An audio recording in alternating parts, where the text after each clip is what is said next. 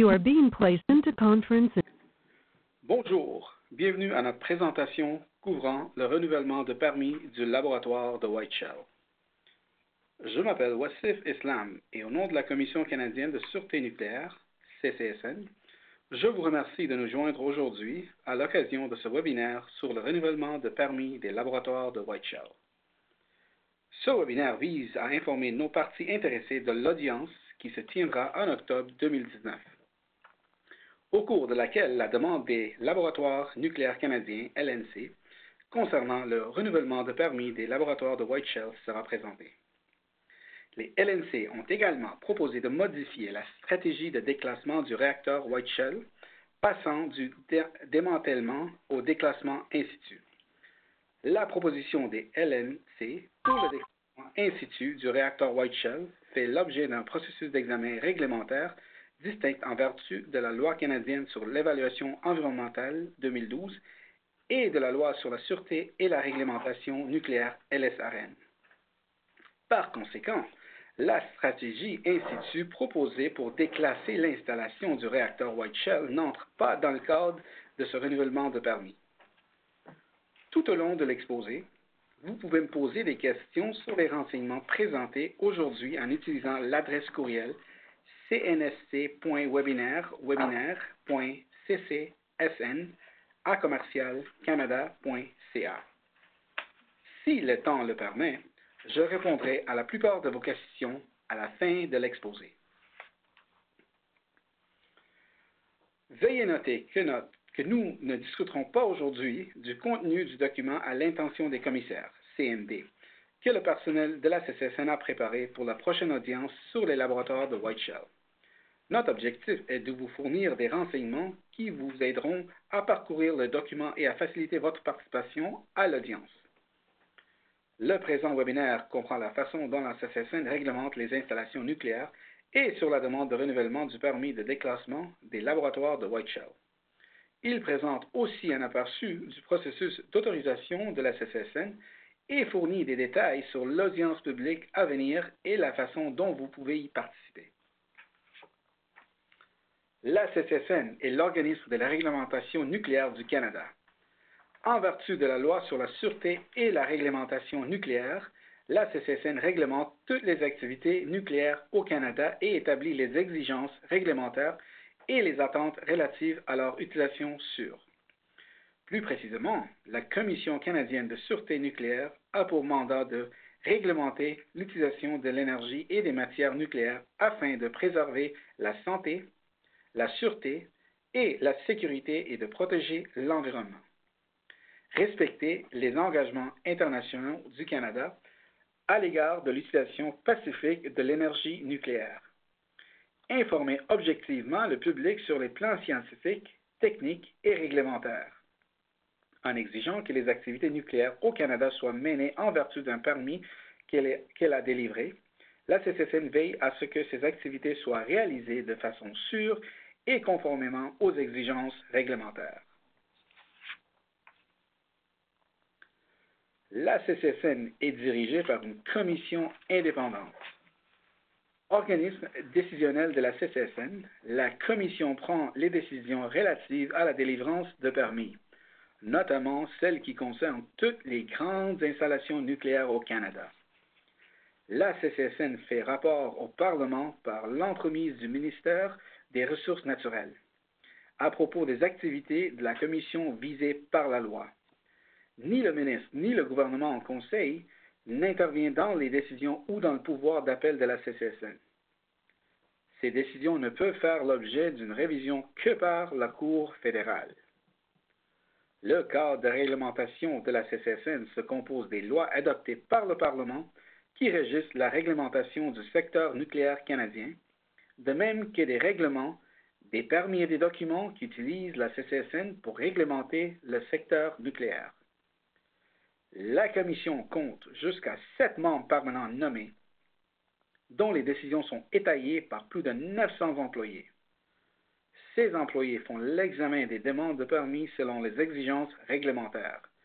Ils présentent également des recommandations à la Commission et font respecter la loi sur la sûreté et la réglementation nucléaire et toute conditions de permis imposées par la Commission.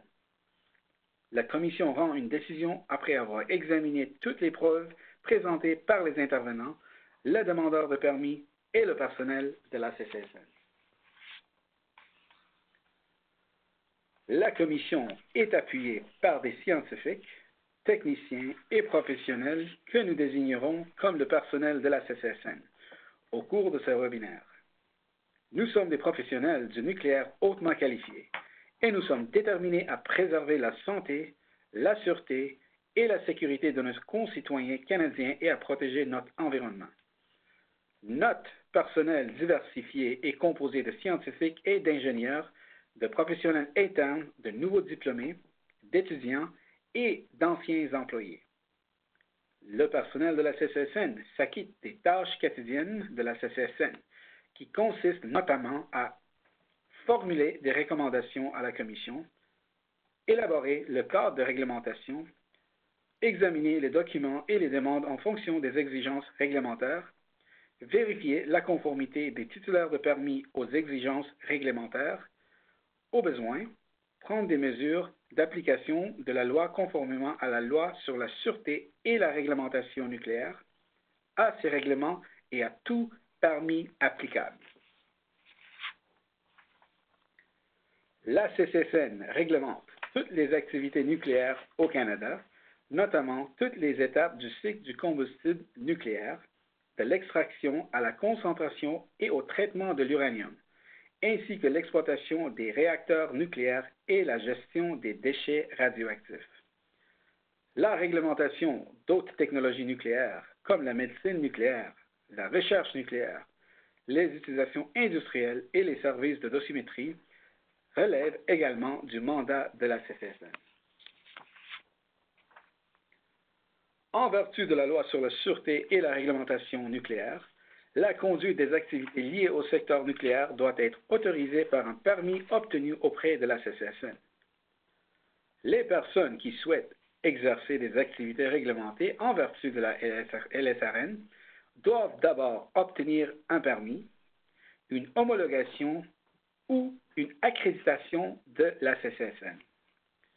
Pour obtenir un permis, les demandeurs doivent démontrer qu'ils sont compétents pour exercer les activités proposées et qu'ils sont en mesure de mener à bien ces activités tout en protégeant la santé, la sûreté et la sécurité de leurs travailleurs, du public canadien, de même que l'environnement.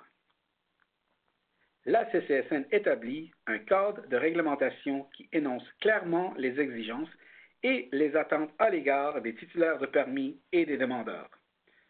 Dès qu'un permis est obtenu, le personnel de la CCSN mène des activités de vérification de la conformité pour s'assurer que les activités autorisées sont effectuées de façon sécuritaire et que les exigences réglementaires continuent d'être respectées. Il incombe à la CCSN d'établir les exigences appropriées, de vérifier le respect de ces exigences et de prendre des décisions objectives, indépendantes et fondées sur les données scientifiques. La CCSN utilise une approche de réglementation fondée sur le risque pour planifier et mener à bien les activités d'autorisation et de vérification de la conformité et pour établir un contrôle réglementaire adéquat, lequel est proportionnel aux activités et aux risques connexes. La surveillance réglementaire rigoureuse et multidimensionnelle exercée par la CCSN, qui comprend des inspections sur les sites, des examens documentaires et des rapports de surveillance annuels examinés dans le cadre de réunions publiques, permet de s'assurer que les titulaires de permis exploitent leurs installations de façon sûre et qu'ils respectent les conditions stipulées dans leur permis. Lorsqu'un titulaire de permis ne respecte pas les règlements ou les conditions de son permis, le personnel de la CCSN détermine les mesures d'application appropriées à prendre. Conformément aux principes internationaux qui régissent la réglementation et l'exploitation nucléaire, les titulaires de permis doivent veiller à l'exploitation sûre de leurs installations. Cette responsabilité ne peut être déléguée ou confiée à aucune autre partie. Au Canada, cela signifie que les titulaires de permis ont la responsabilité de gérer leurs activités de manière à s'assurer continuellement la protection de la santé, de la sûreté, de la sécurité et de l'environnement. Dans tous les cas, il incombe aux titulaires de permis d'utiliser les substances nucléaires et l'équipement réglementé en toute sécurité et de mettre en œuvre leurs programmes qui sont tous examinés par le personnel de la CCSN pour veiller à ce qu'ils demeurent efficaces et conformes aux exigences réglementaires. Nous allons maintenant nous concentrer sur les laboratoires de White Shell, qui comprennent à la fois des installations nucléaires et non nucléaires. Cette diapositive présente une vue aérienne du complexe principal des laboratoires de White Shell. Comme vous pouvez le constater, un grand nombre de structures et d'installations ont déjà servi aux activités de recherche des laboratoires de White Shell. White Shell procède actuellement au déclassement et à la démolition de ces installations en vertu d'un permis délivré par la Commission, qui expire le 31 décembre 2019. Comme nous l'avons déjà mentionné, la demande de renouvellement de permis ne concerne pas le déclassement in situ du réacteur White Shell. Les laboratoires de White Shell sont situés à environ 100 km au nord-est de Winnipeg, près de la ville de Pinawa, au Manitoba. Ce complexe de recherche a été créé en 1963 par Énergie atomique du Canada Limited, EACL, qui l'a exploité pendant près de 40 ans jusqu'en 2002, année où l'organisme a demandé et obtenu de la Commission un permis de déclassement. C'est à ce moment que les laboratoires de White Shell sont devenus le premier site de recherche et de développement sous un permis de déclassement au Canada. En octobre 2014, la Commission a approuvé le transfert du permis de EACL au laboratoire nucléaire canadien. Les LNC demeurent aujourd'hui le titulaire de permis responsable du site. La demande de renouvellement du permis du site émane d'ailleurs de cette entité. Pendant longtemps, des recherches très étendues ont été menées dans les laboratoires de White Shell. Voici des exemples d'activités qui ont été réalisées au complexe de White Shell. Recherche et développement nucléaire. Des travaux sur les effets des rayonnements sur l'environnement. Programme de démonstration technologique, comme la mise au point d'une technique de stockage à sec du combustible irradié et le réacteur de démonstration Slowpoke. L'une des principales caractéristiques de l'installation était le réacteur White Shell, ou WR1. Il s'agissait d'un réacteur de recherche de faible puissance, exploité de 1965 jusqu'à 1985. Le combustible a été retiré du corps en 1985 et tout le combustible avait été transféré des piscines de stockage du combustible usé au stockage à sec dans l'installation de stockage des conteneurs de béton en 1995. Le réacteur est en état d'arrêt depuis maintenant il y a 34 ans. À l'heure actuelle, seules les activités liées au déclassement, comme la remise en état du site et la gestion des déchets, ont lieu sur place. La stratégie globale de déclassement a été acceptée par la Commission. Lorsque les plans de déclassement détaillés sont soumis, ils sont examinés et acceptés par le personnel de la CCSN après avoir déterminé qu'ils conforment aux exigences réglementaires. Au cours de la période d'autorisation actuelle, les LNC ont mené des activités de déclassement sûres au laboratoire de White Shell. Avant de parler de la demande de renouvellement du permis de déclassement, examinons brièvement l'historique du déclassement de l'installation. Comme nous l'avons déjà mentionné, en 2002, EACL a obtenu le premier permis de déclassement. Ce permis a été renouvelé 2 fois jusqu'à présent, une fois en 2008 et une autre fois en 2018. Chaque fois, l'échéancier du déclassement est considérablement dévancé. L'année de fermeture du site étant actuellement prévue pour 2024 environ. Le permis actuel de déclassement d'un établissement de recherche et d'essais nucléaires pour les laboratoires de White Shell expire en décembre 2019. C'est pourquoi les LNC ont présenté une demande de renouvellement de permis, lequel serait valide pour une période de 10 ans, commençant en janvier 2020 et se terminant en décembre 2029. Encore une fois, la stratégie de déclassement in situ proposée du réacteur WR1 n'est pas visée par ce renouvellement de permis.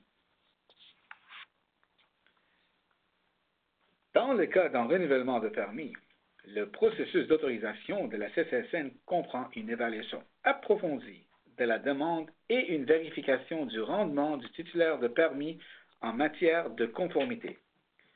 Dans le cadre du processus d'examen, la CCSN détermine si le demandeur est qualifié et s'il a pris les mesures requises pour préserver la santé et la sécurité des personnes et protéger l'environnement. Les demandeurs doivent aussi prouver qu'ils prennent les mesures requises pour préserver la sécurité nationale et respecter les engagements du Canada en ce qui concerne l'utilisation pacifique de l'énergie nucléaire. Dans le cas des laboratoires de White Shell, le personnel de la CCSN a également préparé un rapport d'examen de la protection de l'environnement.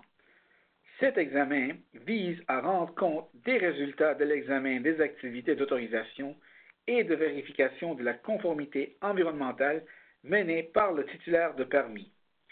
Il sert à évaluer si les LNC ont pris et continueront de prendre des mesures adéquates pour protéger l'environnement ainsi que la santé et la sécurité des personnes sur le site des laboratoires de White Shell. Il incombe au personnel de la CCSN d'examiner la demande. Le pouvoir de décider d'accorder un permis est conféré à la Commission et non au personnel de la CCSN. Une fois que notre examen est terminé, nous formulons une recommandation à la Commission concernant une décision d'autorisation. Les résultats de notre examen sont présentés dans un document appelé « Document à l'intention des commissaires » qui contient nos recommandations à la Commission. Les évaluations techniques que le personnel de la CCSN effectue pour appuyer la prise de décisions réglementaires s'inscrivent dans un cadre de 14 domaines techniques, aussi appelés domaines de sûreté et de réglementation, DSR, et plusieurs autres domaines non techniques dont je parlerai un petit peu plus tard. Le cadre des DSR nous permet d'évaluer l'ensemble des demandes de manière cohérente et de fournir une plateforme pour nous assurer que nous examinons en profondeur tous les aspects pertinents de la sûreté et de la sécurité, en utilisant une approche qui tient compte du risque. Un CMD sert à présenter des renseignements techniques ou des recommandations réglementaires à la Commission. Il désigne tout document présenté à la Commission. Dans le CMD, le personnel de la CCSN présente notamment les conclusions de l'examen de la demande de permis, le rendement antérieur du titulaire de permis et d'autres détails. Le personnel de la CCSN formule également des recommandations et les communique à la Commission à l'aide du CMD. Les renseignements contenus dans le CMD sont organisés en fonction des 14 domaines de sûreté et de réglementation qui ont servi à mener l'évaluation technique. Le CMD concernant le renouvellement du permis de White Shell est disponible sur le site web de la CCSN. Le document comprend le rapport d'examen de la protection de l'environnement. La Commission entend les mémoires et les exposés du personnel de la CCSN, du demandeur, les LNC dans le cas présent, des membres du public, d'autres parties intéressées, des ministères provinciaux et fédéraux, et aussi des groupes autochtones et elle tient compte de tous les renseignements qui lui sont présentés pour l'aider à rendre une décision. Le numéro du CMD préparé par le personnel de la CCSN est le CMD 19H4.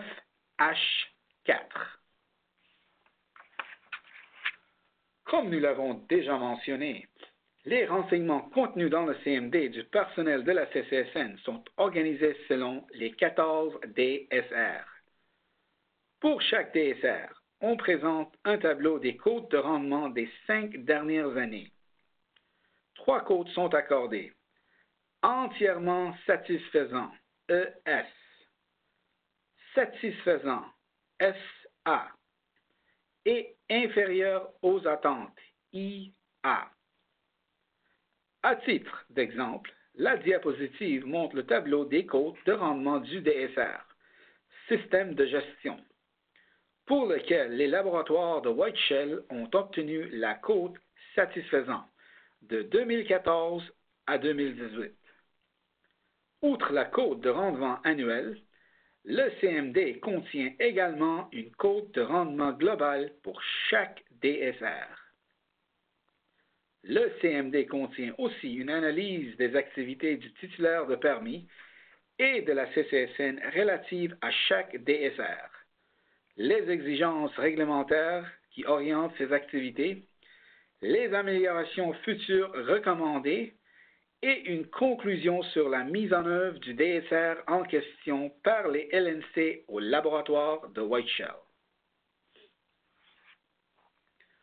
En plus des 14 domaines techniques, la CCSN tient compte de certains domaines non techniques, dont l'un d'eux est la mobilisation et la consultation des Autochtones. En tant qu'agent du gouvernement du Canada et organisme de réglementation nucléaire du pays, la CCSN reconnaît et comprend l'importance de consulter les collectivités et les peuples autochtones du Canada et de tisser des relations avec eux. La CCSN dirige une approche pan-gouvernementale, coordonnée et souple pour améliorer l'efficience et l'efficacité du processus de mobilisation et de consultation. La CCSN exige des titulaires de permis qu'ils consultent les groupes autochtones susceptibles d'être touchés dès le début de l'élaboration du projet et tout au long du cycle de vie de celui-ci. De plus, la CCSN invite les peuples autochtones à participer aux examens réglementaires et à partager les pratiques et connaissances traditionnelles pertinentes en matière d'utilisation des terres et les préoccupations propres au projet. En fin de compte, l'objectif est d'établir des relations positives et à long terme avec les peuples autochtones du Canada. Ce webinaire s'inscrit également dans le cadre de nos activités de relations externes concernant le renouvellement du permis des laboratoires de White Shell. Les activités de sensibilisation du public de la CCSN sont l'occasion de transmettre au public des renseignements objectifs sur le rôle de la CCSN en tant qu'un organisme de réglementation et de répondre directement aux questions. Cette année seulement, nous avons mené 6 activités de relations externes, dont la foire commerciale de Lac-du-Bonnet, les célébrations de l'anniversaire de Pinawa et la journée porte ouverte des laboratoires de White Shell. 2 autres activités sont prévues au cours de la dernière partie de l'année. De plus, en 2017, la CCSN a tenu des séances, rencontré l'organisme de réglementation nucléaire à Winnipeg, à Lac-du-Bonnet et à Pinawa. La CCSN exige que les LNC et d'autres titulaires de permis aient leur propre programme d'information et de divulgation publique, le PIDP. L'objectif principal du PIDP, en lien avec les activités autorisées, consiste à s'assurer que l'information liée à la santé et à la sécurité des personnes, à l'environnement et à d'autres sujets associés au cycle de vie des installations nucléaires est efficacement communiquée au public. Ces renseignements favorisent la transparence et aident le public à mieux comprendre les activités et les opérations autorisées. Le programme comprend un engagement et un protocole pour la communication continue et opportune de renseignements en lien avec l'installation autorisée pendant la période d'autorisation. La Commission rend des décisions sur la délivrance de permis aux grandes installations nucléaires au moyen d'un processus d'audience publique. Pour ce qui est de la demande de renouvellement du permis des laboratoires de White Shell, on tiendra une audience publique en une partie. Cette année, l'audience aura lieu le 2 et le 3 octobre au Centre communautaire du Lac du Bonnet. Au cours d'une audience publique, la Commission tient compte des renseignements fournis par le demandeur, des recommandations du personnel de la CCSN et de toute intervention du public sur le sujet. La Commission fonde sa décision sur la preuve scientifique entendue au cours du processus d'audience. Les documents du demandeur et du personnel de la CCSN se trouvent sur le site web de la CCSN. Nous examinerons brièvement les étapes à suivre pour les trouver sur notre site web. Les membres du public, les groupes autochtones et d'autres parties intéressées qui ont un intérêt ou une expertise à l'égard de la question examinée par la Commission ou qui possèdent des renseignements pouvant être utiles à la Commission pour rendre une décision peuvent participer officiellement aux audiences publiques à titre intervenant. Les audiences publiques permettent aux parties concernées et au public de se faire entendre par la Commission. Les interventions peuvent être faites dans l'une ou l'autre des deux langues officielles du Canada et prendre la forme d'un mémoire écrit ou d'un mémoire écrit accompagné d'un exposé oral lors de l'audience. À la fin de la présentation, les commissaires peuvent poser des questions aux présentateurs, au personnel de la CCSN ou aux titulaires de permis au sujet de la présentation. La date limite pour soumettre une intervention est le 3 septembre 2019. Cette date sera modifiée en cas de changement. La Commission peut aussi faciliter la participation à ces séances au moyen de la téléconférence ou de la vidéoconférence. Les arrangements relatifs à la participation à distance doivent être pris avec le secrétariat de la Commission. Pour obtenir de plus d'amples renseignements sur la façon de participer, veuillez s'il vous plaît consulter le site web de la CCSN. De plus, la CCSN diffuse des vidéos de ces séances publiques en ligne web diffusion. Vous pouvez les écouter en direct la journée de l'audience ou même regarder les web diffusions archivées sur le site web.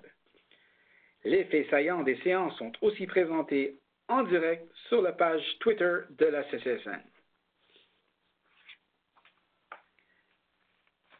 Les CMD préparés par le personnel et les LNC sont présentement disponibles sur le site web de la CCSN. Il existe de nombreuses façons de trouver les CMD sur le site web, mais je vais maintenant décrire le chemin le plus court pour trouver ces documents. Pour commencer, tapez « Télécharger les documents d'audience publique 2019 » dans la barre de recherche du site web de la CCSN. Cliquez sur le premier lien dans les résultats de recherche. Télécharger les documents de l'audience - Commission canadienne de sûreté nucléaire. Ce lien vous amène à une nouvelle page où vous devez cliquer sur le deuxième point sous le titre « Audience publique des 2-3 octobre 2019 ». Un menu contextuel s'ouvrira à partir duquel vous pourrez télécharger le CMD du personnel de la CCSN et la demande de renouvellement des LNC, comme il est indiqué sur la diapositive. Toute intervention reçue en rapport avec cette audience sera disponible sur le site web de la CCSN. Encore une fois, si vous décidez d'intervenir à l'audience, veuillez, s'il vous plaît, présenter votre intervention d'ici le 3 septembre 2019. Je vous remercie d'avoir été des nôtres aujourd'hui à l'occasion de ce webinaire. J'espère que vous avez trouvé cet exposé informatif et utile. Pour en savoir plus sur la CCSN, veuillez s'il vous plaît consulter notre site web à sûreténucléaire.gc.ca. La CCSN est également présente sur plusieurs plateformes de médias sociaux comme Facebook, Twitter et YouTube. Je vais maintenant répondre à certaines de vos questions. Si vous ne l'avez pas déjà fait, n'hésitez pas à poser vos questions sur le contenu de cet exposé en utilisant notre adresse courriel. Merci.